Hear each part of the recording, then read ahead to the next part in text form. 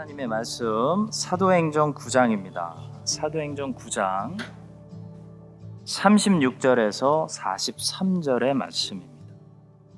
사도행전 9장 36절부터 끝절까지 우리 함께 천천히 합독하겠습니다.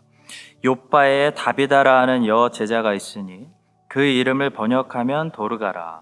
선행과 구제하는 일이 심히 많더니 그때에 병들어 죽음에 시체를 씻어 다락에 누이니라.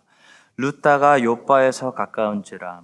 제자들이 베드로가 거기 있음을 듣고 두 사람을 보내어 지체 말고 와달라고 간청하여 베드로가 일어나 그들과 함께 가서 이르매 그들이 데리고 다락방에 올라가니 모든 과부가 베드로 곁에 서서 울며 도르가가 그들과 함께 있을 때에 지은 속옷과 겉옷을 다 내보이거늘 베드로가 사람을 다 내보내고 무릎을 꿇고 기도하고 돌이켜 시체를 향하여 이르되 다비다야 일어나라 하니 그가 눈을 떠 베드로를 보고 일어나 앉는지라.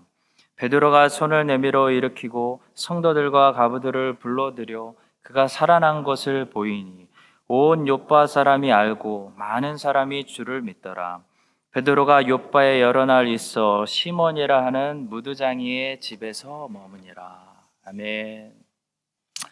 오늘은 욥바에서 일어난 이야기라는 제목으로 말씀으로 위로받도록 하겠습니다. 하나님께서는 지금 베드로를 보내셔서 주의 백성들을 위로하시고 주의 백성들에게 응답하고 계십니다. 지난주 우리는 하나님께서 베드로를 룻다에 보내셔서 8년 동안 중풍병으로 고통당하고 있던 애니야에게 응답하시는 모습을 봤습니다. 8년 만에 하나님께서 애니야에게 응답하셨습니다. 오늘은 주님께서 욥바로 베드로를 보내셔서 욥바에서 슬픔에 잠긴 사람들에게 주의 백성들을 위로해 주시는 그런 내용입니다. 10장으로 가시면 베드로를 가이사랴로 보내셔서 기도하고 있는 고넬료에게 응답해 주시는 그런 장면이 나오고 있습니다. 성도 여러분, 분명한 사실은 하나님의 백성들이 기도하면 하나님께서 응답해 주신다라는 사실입니다. 하나님께서 이미 응답해 주셔서 지금 베드로가 주님의 응답을 가지고 우리에게 오고 있을지도 모릅니다. 그런데도 우리가 믿음이 없고 인내하지 못해가지고 왜 하나님 중풍병 가운데, 죽음 가운데, 이런 슬픔 가운데 우리를 버려두세요 라고 하고 있을지도 모른다는 것이죠. 성도 여러분, 하나님의 응답을 가지고 베드로가 지금 룻다에 또 욥바에 가이사랴에 열심히 오고 있습니다.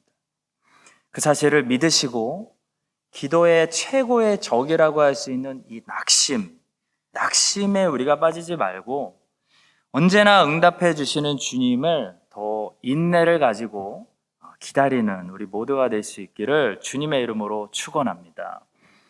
오늘은 욥바에서 일어난 이야기를 통해서 우리에게 주시는 교훈들이 있습니다. 첫 번째로 선한 사람도 고난당한다라는 사실입니다.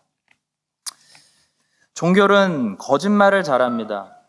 종교는 선한 일을 충분히 하면 고난에서 면제당할 수 있다라는 가르침을, 그런 거짓말을 뻔뻔하게 선전합니다. 그래서 사람들은 고난당하지 않기 위해서 아니면 고난을 좀 덜 당하기 위해서 뭘 하죠? 그 거짓말을 또 믿고 또 믿어서 선행을 합니다. 그러나 성경은 고난에서 예외되는 사람은 없다라고 말합니다. 선행은 해야 되지만요, 선행이 우리를 고난에서 예외시키는 것은 아니라는 거죠. 본문에 나오는 사람은 다비다라는 여인입니다. 다비다는 히브리어 이름이고 헬라 말로는 도르가였습니다. 히브리어 다비다, 헬라어 도르가는 모두 암사슴이라는 뜻입니다. 암사슴은 유대인들에게 기분 좋은 동물입니다. 특히 아름다운 소식을 가져오는, 굿뉴스를 가져오는 동물로 인식되고 있었던 것 같습니다. 창세기 49장 21절에서 야곱은 납달리를 다음과 같이 축복한 적이 있죠. 납달리는 노인 암사슴이라 아름다운 소리를 바라는도다. 다비다는 자신의 이름처럼 늘 사람들에게 아름다운 소식을 전해주는 그런 착한 사람이었습니다. 그녀는 옷을 만들어 가지고 가난한 사람들에게 깜짝 선물을 주는 것을 좋아했습니다. 본문 36절은 그녀가 선행과 구제하는 일이 심히 많이 했다고 평가하고 있습니다. 욥바에 다비다라는 여제자가 있으니 그 이름을 번역하면 도르가라. 선행과 구제하는 일이 그냥 많은 것도 아니고 심히 많더니 했습니다. 자, 그런데 그 다음 구절을 보시면 이 제자에게 이런 일이 일어나죠. 그때에 병들어 죽음에 시체를 씻어 다락에 누이니라. 여러분, 다비다의 죽음은 늙어서 죽는 자연사가 아니었던 것 같습니다. 그녀는 아직 한참 젊었는데요. 갑자기 어떤 질병을 얻게 되었던 것 같고 질병 때문에 갑자기 죽게 되었던 것 같습니다. 그래서 사람들은 다비다를 생각하며 너무 마음이 안타까웠습니다. 늙은 사람이 돌아가셔도 마음이 아픈데요. 선행과 구제를 심히 많이 한 죽으면 안 될 것 같은 이 착한 사람, 이 아름다운 젊은 사람이 갑자기 병들어 죽었으니 얼마나 마음이 안타까웠겠습니까? 그러나 성도 여러분, 그게 이 땅의 인생이라는 거죠. 아름다운 사람이라고 장수하는 것이 아니고 선행과 구제를 많이 했다고 해서 질병에서 제외되는 것은 아니라는 것입니다. 선행과 아름다움, 심지어 사랑스러움이 우리를 죽음과 질병에서 지켜주는 것이 아니라 오직 하나님의 은혜가 우리를 죽음에서 구원하고 모든 질병에서 지켜주는 것입니다. 따라서 우리는 질병을 얻었을 때, 죽음이 가까이 이르렀을 때 하나님께 심판받는다고 생각하지 말아야 됩니다. 다비다는 심판받아서 죽을 병 얻은 것이 아니었습니다. 하나님은 다비다를 사랑하시고요. 그녀의 삶을 매우 존귀하게 여기셨습니다. 신앙의 위대한 위인들을 우리가 생각하는 것보다 건강하게 장수하지 않았습니다. 미국에서 제일 유명한 신학자, 이자 대각성의 주인공이었던 요나단 에드워즈는 55세 하나님의 부르심을 받았습니다. 그는 원주민 선교를 마치고 뉴저지의 프린스턴 대학교의 총장이 되자마자 2개월 만에 천연두 백신의 부작용으로 갑자기 사망했습니다. 영국의 설교자 찰스 스펄전 목사님은 58세 주님의 부르심을 받았습니다. 그분은 우울증을 가지고 있었던 사람으로 유명합니다. 평생 우울증과 싸워야 했습니다. 그분은 엄청난 분량의 설교들을 우리에게 남겼는데요. 생각보다 짧은 인생을 살았습니다. 주님은 나의 최고봉이라는 책을 쓰신 오스왈드 챔버스 목사님은 제1차 세계대전에 군목으로 참전했다가 43세에 주님의 부르심을 받았습니다. 사도 바울은 몇 살까지 살았을까요? 사도 바울이 예수님을 20대 후반에 만났다면 50대 중반이나 후반까지 살았을 것 같고요. 사도 바울이 예수님을 30대 초반에 만났다면 아마도 60대 초반이나 중반쯤에 순교했을 것으로 보입니다. 바울은 70, 80까지 살지 않았습니다. 성도 여러분, 예수님의 제자는 살았을 때 얼마나 주님을 위해 잘 살았느냐가 중요한 것이지 얼마나 이 땅에서 건강하게 오래 살았느냐가 중요한 것이 아닙니다. 도르가는 살았을 때 예수님의 제자로서 삶을 잘 살았습니다. 그녀는 선행과 구제를 심히 많이 했습니다. 다 셀 수가 없었습니다.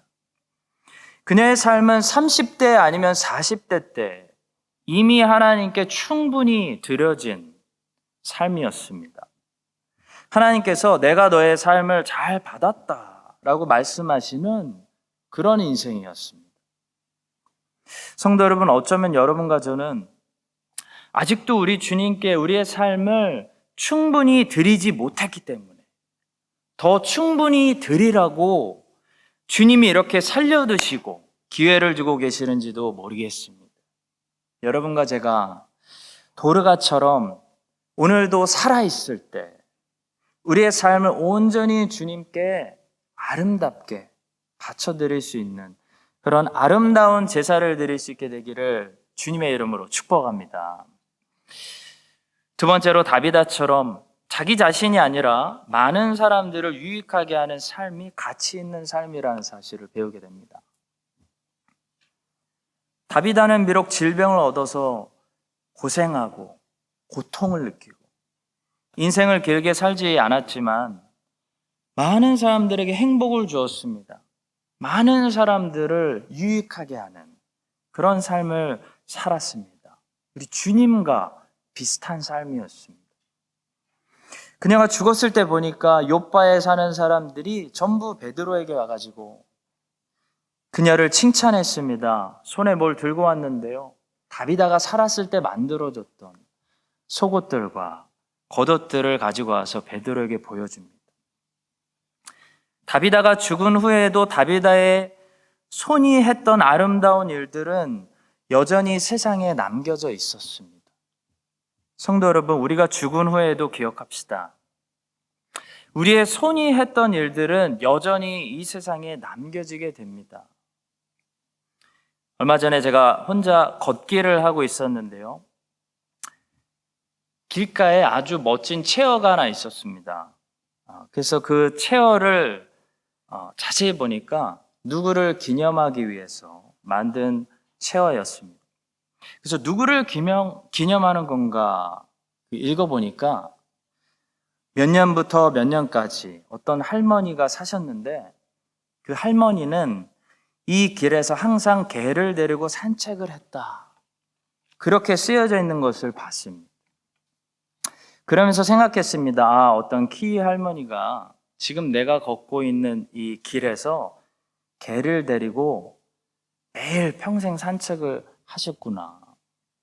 근데 마음이 좀 씁쓸했습니다. 겨우 그 할머니는 자기 개를 데리고 자기 건강 유지하겠다고 이 길을 매일 걸으시다가 인생 다 사셨구나. 그리고 그 인생이 남긴 그 후손들이 기념으로 지어준 것이 고작 이 의자 하나구나 라는 생각을 했습니다. 저는 그걸 보면서 이 할머니가 분명히 친절한 할머니였겠지만 인생을 이렇게 살면 안 되겠구나 라는 생각을 했습니다. 성도 여러분, 그 키위 할머니가 이 세상에 남기고 간 것은 후손들이 지어준 의자 하나였습니다. 개 데리고 산책하다가 인생 다 사신 겁니다. 그러나 본문에 나오는 도르가가 이 땅에서 남기고 간 것은요, 단지 겉옷과 속옷이 아니라 예수님의 사랑이었습니다. 겉옷과 속옷이 중요한 것이 아니라 욥바에 사는 많은 사람들의 가슴 속에 예수님의 사랑을 남기고 갔다는 거죠. 가난한 자들을 품으시고 사랑해 주시는 예수님의 사랑의 흔적을 남기고 떠나는 인생이 진정으로 아름다운 인생입니다. 성도 여러분, 우리도 이 땅을 떠난 후에 우리의 손이 했던 일들을 이 땅에 남기게 될 텐데요. 우리가 어떤 흔적을 남기는 것이 가장 가치 있고 의미 있는 그런 인생일까요? 한 가지 분명한 것은 자기 자신을 위해서만 살았던 사람들이 남기는 흔적은요, 결코 아름다운 흔적이 되지 못한다는 것입니다. 고대 왕들이 우리에게 남기고 간 흔적들을 보십시오. 전부 자기 자신만을 위해서 살았던 흔적입니다. 우리는 그들이 남긴 흔적을 보면서 그들을 존경하기보다는 죽음밖에 남지 않은 그들의 썩어진 영광을 비웃을 뿐입니다. 고대 이집트의 왕들, 페르시아의 왕들, 조선의 왕들, 다 지금은 썩어진 영광만 남았습니다. 그러나 도르가의 인생처럼 예수님의 삶처럼 타인을 위해서 살았던 사람들이 남긴 흔적들은 시간이 지나도 사람들의 기억 속에 남아 있습니다. 성도 여러분, 세상에는 두 가지 무덤이 있는 것 같습니다. 땅에 묻히는 사람이 있고요, 사람들의 기억 속에 묻히는 사람이 있습니다. 자기를 위해서 살았던 사람들은 땅에 묻히는 것이죠. 땅에 묻히는 것들은 어떻게 되죠? 다 썩어서 없어집니다. 땅은 썩게 하는 곳입니다. 그래서 땅을 바라보면서 사는 인생이 허망한 겁니다. 땅에는 소망이 없습니다. 시간은 언제나 땅 편이 아닙니다. 땅에 투자하는 사람들은 시간이 갈수록 불리해집니다. 왜냐하면 땅은 어떤 곳이죠? 모든 것을 썩게 하는 곳이 땅입니다. 처음에는 좋았죠. 근데 시간이 가면 영광이 사라지는 곳이 땅입니다. 그러나 도르가처럼 또 우리 주님의 삶처럼 타인을 위해서 살았던 사람들은 땅에 묻히는 것이 아니라 많은 사람들의 기억 속에 묻힙니다. 사람들의 기억 속에서 영원히 사랑받고 존경받게 된다는 거죠. 욥바에 사는 사람들이 도르가를 여전히 살아 숨쉬는 것처럼 다 기억했던 것처럼 사람들의 기억 속에 묻힌다는 겁니다. 자기를 위해서 사는 사람들은 전부 땅에 속한 사람들입니다. 그래서 결국 땅이 그들을 삼켜버리고 땅에 들어가면 다 썩어서 없어지기 때문에 아무도 기억하지 못하는 겁니다. 여러분과 제가 오늘 우리 주님처럼 또 본문에 오늘 나오는 이 도르가처럼 다른 사람들을 유익하게 하는, 다른 사람들을 행복하게 하는 그런 가치 있는 삶을 살아서 썩어서 없어지는 땅에 묻히는 것이 아니라 사람들의 기억 속에 묻히는 그런 아름다운 인생들 다 되시기를 주님의 이름으로 축복합니다. 세 번째로 본문은 죽은 자들의 부활이 반드시 있다라는 사실을 우리에게 말씀하고 있습니다.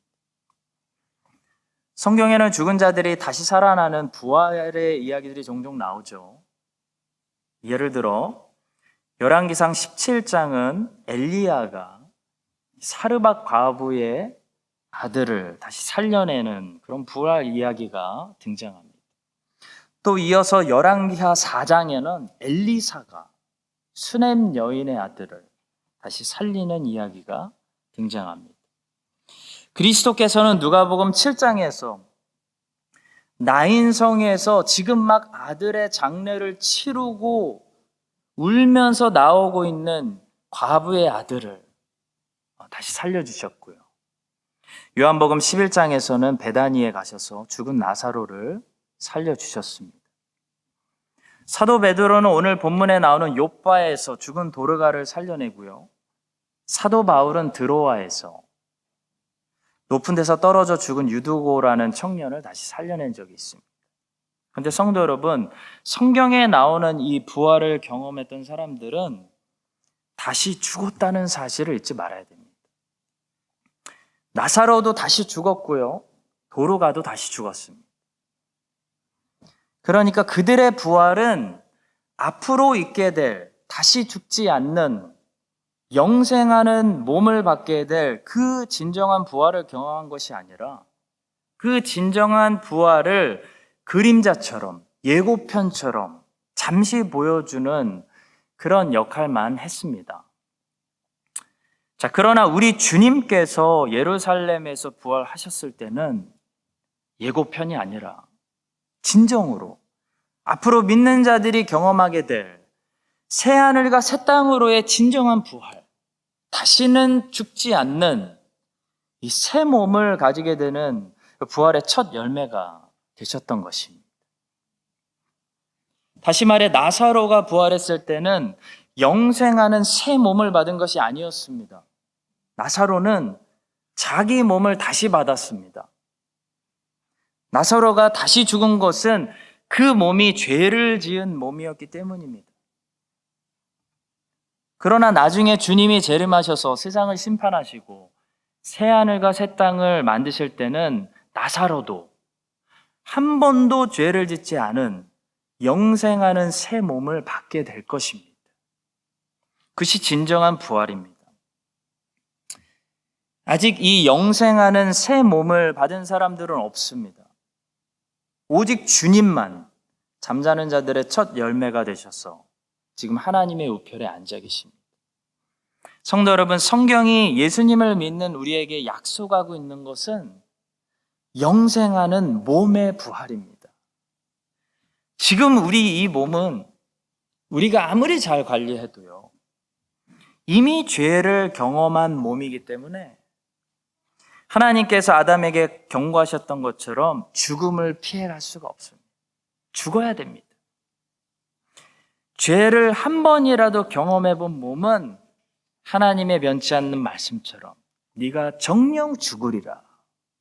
죽을 수밖에 없습니다.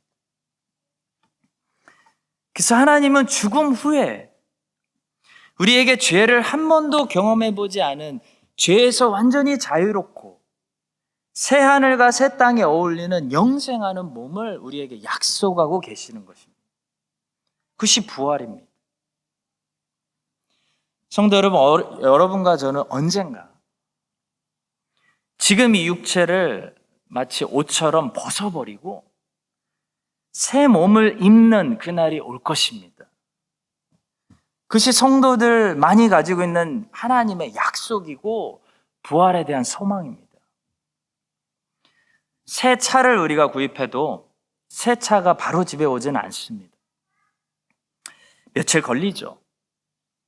자, 그러나 새 차를 구입하고 결제를 한 사람은, 사인을 한 사람은 더 이상 헌차에 투자하지 않습니다. 새 차를 기다리죠. 마찬가지로 새 몸을 약속받은 성도는 옛 육체를 그냥 절제하고 다스리는 거죠. 사랑하지 않습니다.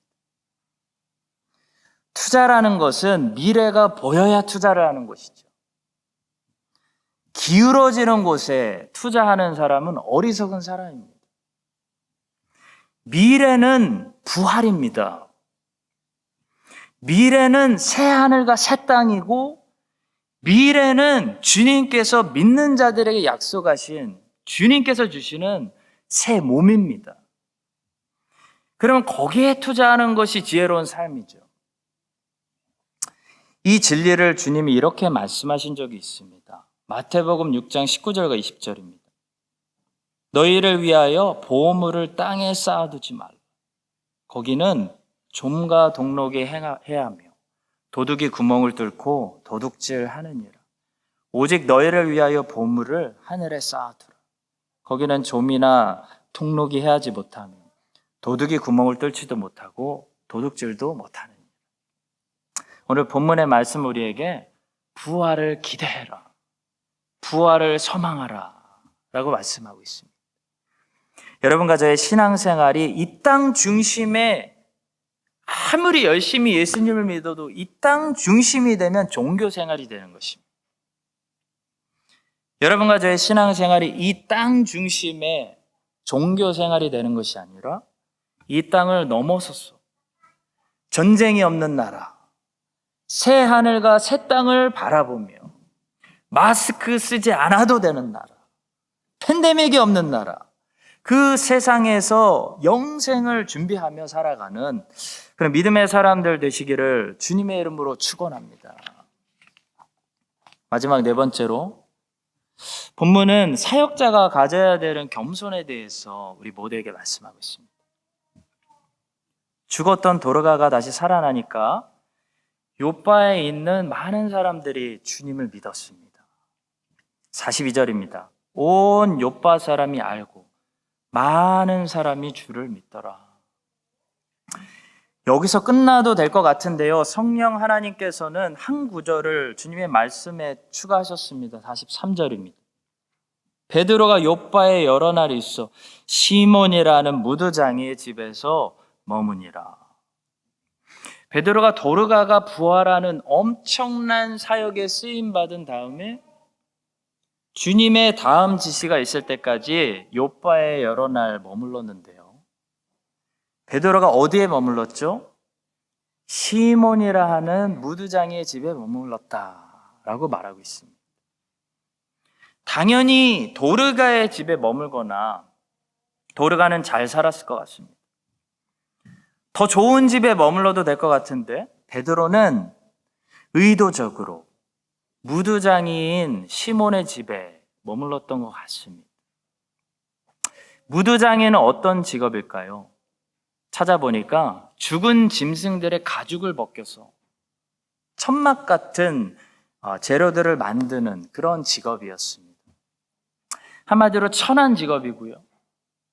특히나 죽은 짐승들을 만져야 했기 때문에 유대인들에게는 부정한 직업으로서 사람들이 멀리하고 기피하는, 유대인에게 어울리지 않는 그런 직업이었습니다.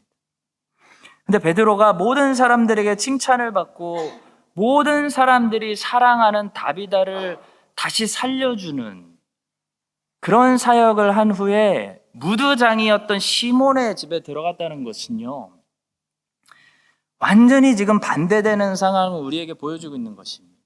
43절은 반전입니다. 성도 여러분, 복음을 전하는 베드로는 부활의 영광 가운데 여기가 졌사오니 라고 생각하며 거기에 천막을 재려고 하지 않았습니다. 한때 주님과 같이 있었을 때 변화산에서 천막을 치고 여기에서 영원히 살자고 제안했던 그 베드로가요, 이제는 변했습니다.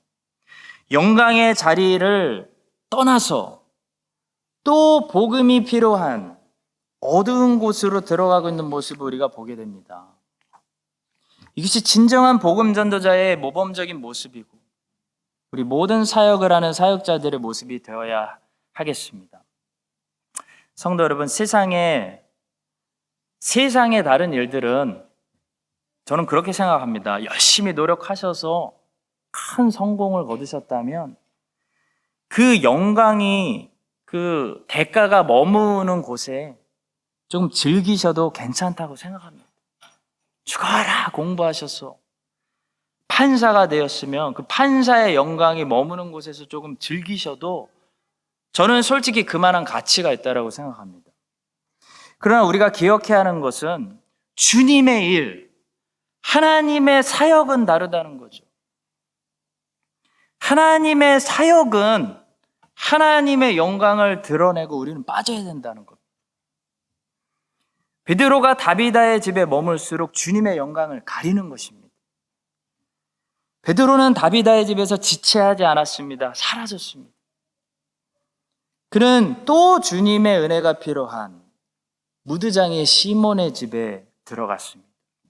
이것이 세상에 빛이 해야 되는 역할이죠. 경찰은 범죄자들이 있을 만한 어두운 곳들을 찾아다녀야 경찰이지, 경찰이 잘 사는 동네에서만 순찰하고 범죄가 없는 것만 순찰하면 되겠습니까? 그 경찰이에요?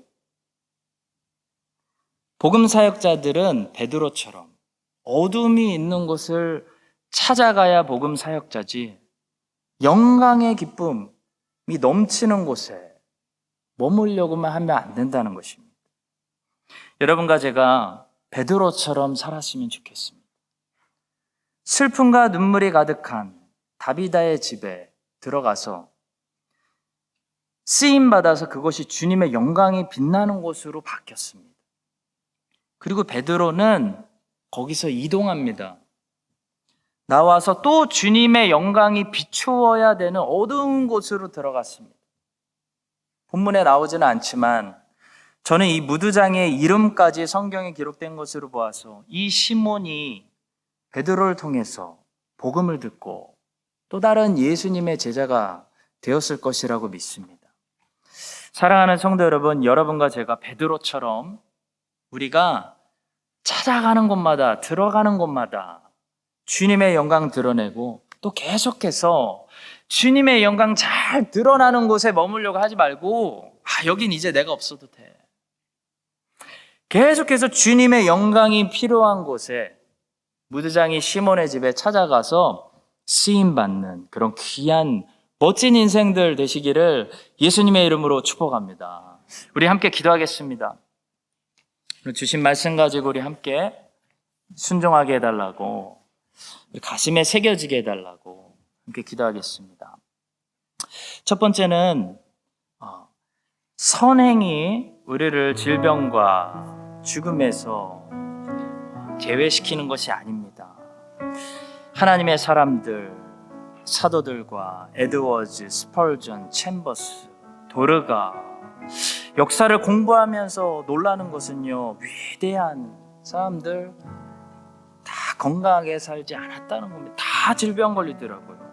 옛날이라 특히 그랬는지 모르겠지만 하나님이 보실 때는 도르가 인생처럼 어떻게 살았느냐가 중요하지, 얼마나 건강하게 장수했느냐가 전혀 중요하지 않습니다. 우리 함께 기도할 때 도르가 인생처럼 자기 자신이 아니라 많은 사람들을 유익하게 하는 삶, 그래서 썩어질 이 땅에 묻히는 그런 인생이 아니라 많은 사람들의 기억 속에, 오늘날 에드워즈와 스펄전이 우리의 기억 속에서 살아있는 것처럼 많은 사람들에게 죽음 후에도 유익을 끼치는 그런 사람들의 기억 속에 묻히는 그런 바른 인생 잘 살게 해달라고 우리 함께 기도하도록 하겠습니다. 기도하겠습니다. 두 번째로 기도하겠습니다.